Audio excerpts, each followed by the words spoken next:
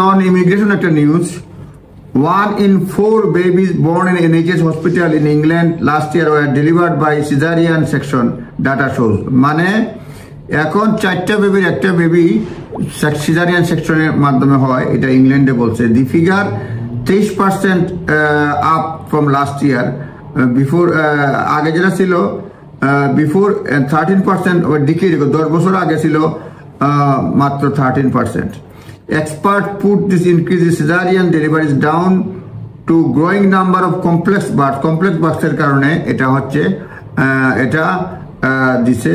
The total number of cesarean section last year 67,100 were recorded as elective as a planned procedure.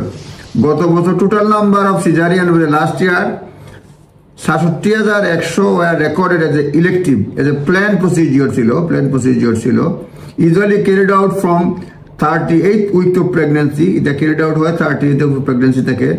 About 6,000 more than previous year, গত বছর হচ্ছে 6,000 বেশি। সুতরাং 1/4 হচ্ছে গিয়ে সিজারিয়ান সেকশন হয়। এটা জাস্ট একটা তথ্য, নাথিং এলস। আপনারা ভালো থাকবেন। অনেক লম্বা ছিল, আপনাদের জন্য এই তথ্যটুকু দিল যে 4 জনে 1 জন সিজারিয়ান সেকশন হয় ইংল্যান্ডে। ধন্যবাদ।